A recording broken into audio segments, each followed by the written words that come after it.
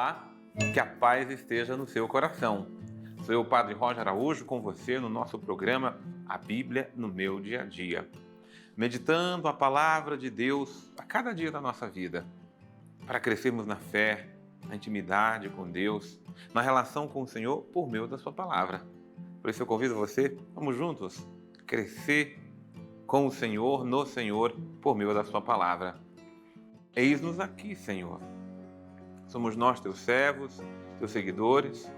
Somos nós, Senhor, que queremos crescer contigo, ao teu lado, escutando a tua palavra. Por isso, fala ao nosso coração, Senhor. Forma o nosso coração na tua palavra para que sejamos servos teus, seguidores teus, para que possamos viver o teu evangelho. Dai-nos, Senhor, a tua bênção, dai-nos, Senhor, a tua graça, dai-nos, Senhor, a tua proteção. Em nome do Pai, e do Filho, e do Espírito Santo. Amém.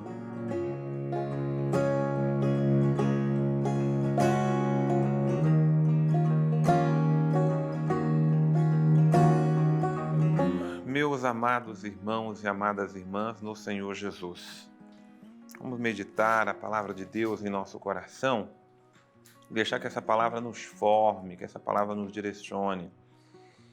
E hoje meditamos Carta de Paulo aos Gálatas, capítulo 3, versículos de 1 a 14. Carta de São Paulo aos Gálatas, capítulo 3, versículos de 1 a 14. Vamos deixar que a palavra de Deus caia em nosso coração.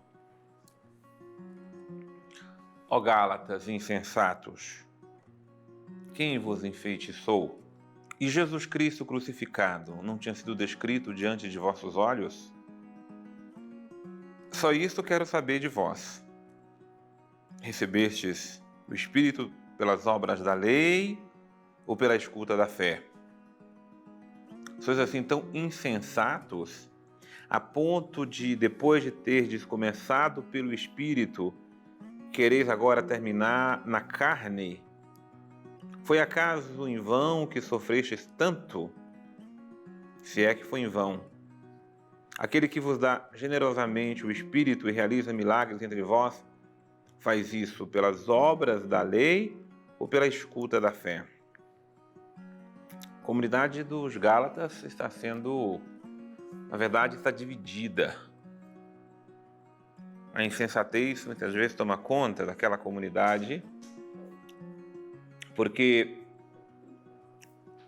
outros irmãos, a quem Paulo referiu-se anteriormente como falsos irmãos, têm causado confusão e divisão, colocado insensatez no coração dos Gálatas, dizendo a eles que eles precisam passar pela lei de Moisés, serem circuncidados e assim por diante. E como diz Paulo, quem foi que vos enfeitiçou? Muitas vezes nós somos também enfeitiçados, no sentido de sermos enganados. Não é que a gente procura feitiçaria, não nos referimos a isso, não. O enfeitiçado é quando a pessoa está iludibriada por alguma coisa. Nos tempos em que vivemos, que existem tantas doutrinas, tantas filosofias, tantas ideologias, que facilmente encantam pela facilidade dos argumentos, pela beleza das falas, a insensatez muitas vezes toma conta do coração. Quando deixamos de olhar para Cristo crucificado, aquele que deu sua vida por nós, para olharmos para essas outras coisas. Não é isso que eu quero receber de vós. Não, aliás, é isso que eu quero saber de vós. Vocês receberam o Espírito pelas obras da lei ou pela escuta da fé? Sim, nós recebemos o Espírito nos é dado, não é porque observamos as leis, mas o Espírito nos é dado na escuta da fé. Então não caiamos na insensatez que os Gálatas caíram, a ponto de começar no Espírito e terminar na carne. Tá? Às vezes nós começamos nossa vida em Deus, no Espírito, porque é no Espírito que nos conduz para a vida em Deus, mas depois paramos em controvérsias, nós paramos em divergências, nós paramos em discussões, nós paramos em ilusões, até espirituais, religiosas. Há a religião do Espírito, que nós vivemos no Espírito, que Deus é puro Espírito, mas há a religião vivida na carne também. A religião carnal, onde a gente está ali somente preocupado com as coisas humanas e materiais e subestimamos o dom do Espírito, a graça do Espírito, a luz do Espírito em nós. Subestimamos muitas vezes até a fé. Vivemos um racionalismo puro ou vivemos uma fé insensata, onde a gente vive lá nas alturas só contemplando os anjos e não desce para o mundo real. Então, versículo de número 5, aquele que vos dá generosamente o Espírito e realiza milagres entre vós, faz isso pelas obras da lei ou pela escuta da fé? O questionamento é para nós. Como Abraão creu em Deus e isso lhes foi acreditado como justiça, assim ficais sabendo que os que creem é que são os filhos de Abraão. Então, Abraão não agradou a Deus, ou não se tornou íntimo a Deus, não foi pelas obras que ele praticou, mas foi pela fé, pela confiança, porque ele acreditou, ele creu no Senhor. Quem é filho de Abraão, é filho de Abraão pela fé que nós temos em Deus. E a Escritura, prevendo que Deus justificaria as nações pela fé, anunciou muito antes a Abraão: em ti serão abençadas todas as nações. Portanto, os que são da fé são abençoados justamente com o homem de fé, Abraão. Então, esse princípio aqui, olha que beleza, versículo 9, um princípio para nós. O princípio é esse: os que são da fé são abençoados justamente com o homem da fé, Abraão. Então, o que nos une a Abraão, nós chamamos Abraão pai na fé, foi aquele primeiro que acreditou, que ouviu a voz de Deus, deixou Deus direcioná-lo e formou a nação santa, de onde descende os patriarcas, os profetas, de onde descende o povo de Deus, de onde descende a lei, as alianças, mas o ponto culminante da relação, da aliança que começou em Abraão é a nossa fé em Cristo Jesus. Porque, de fato, todos os que são da observância da lei estão sob a maldição, pois está escrito: maldito quem não se ativer a todas as prescrições do livro da lei para praticá-las. Então, Jesus veio para nos libertar da maldição.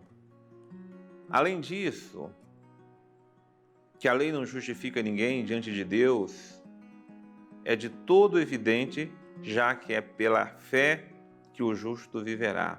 O justo vive pela fé.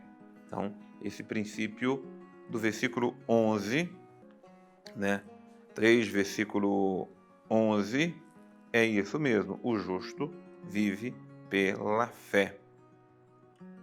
Você pode anotar aqui o versículo 11, princípio eterno. O justo vive pela fé. E como é que vamos viver diante de Deus, do mundo em que estamos, se não for pela fé? Se não for a fé nos iluminando, nos abençoando, nos guiando, nos direcionando, se não for a fé dando o rumo da nossa vida.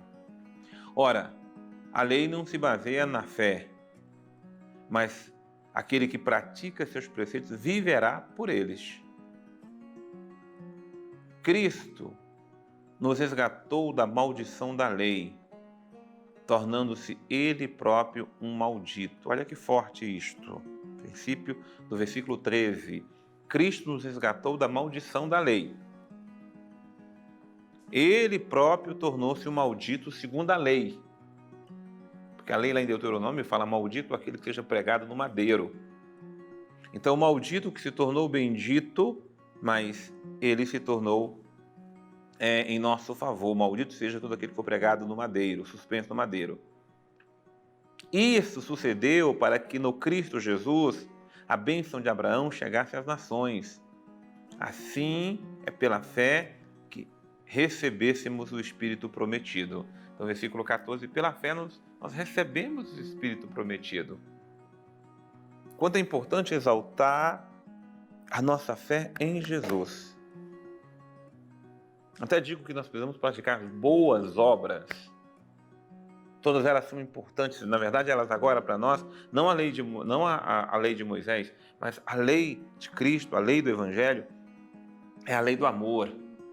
E nós só vivenciamos ela, a lei do amor, se nós formos iluminados, nós somos justificados, nós somos direcionados pela fé em Cristo Jesus. Por isso, coloquemos nele toda a fé do nosso coração. Vamos chamar conosco aqui o nosso querido Padre Antônio Xavier. Hoje estamos estudando o capítulo 3 da Carta de São Paulo aos Gálatas, que tem um longuíssimo discurso da parte de São Paulo sobre a temática da lei e da fé.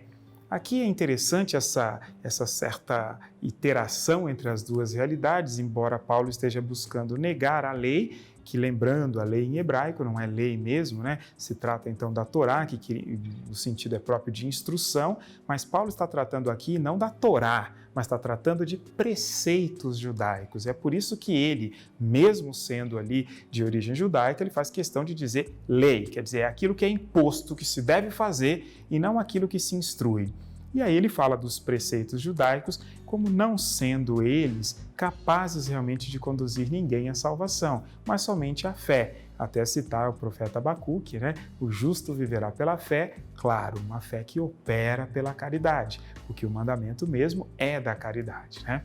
O mandamento propriamente é de amor. Então é a fé, mas a fé que opera pela caridade. A fé estéril não resolve absolutamente nada.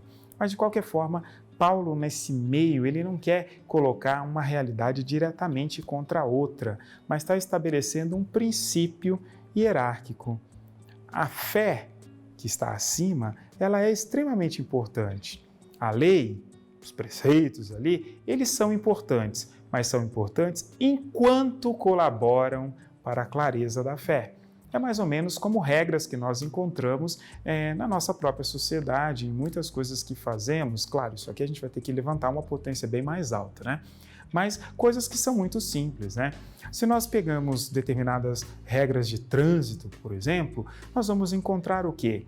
Que a função daquela lei de trânsito não é só para a pessoa que está dirigindo, mas é para o ambiente inteiro da cidade. Por isso a faixa de segurança está ali, por isso tem que parar na faixa de segurança, por isso tem que parar quando o sinal está vermelho.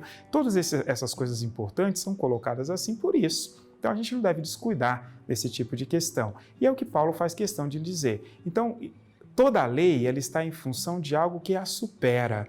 E por isso a importância da grande atenção de saber que quando aquilo começa a atrapalhar, aí então já não dá mais para ser usado.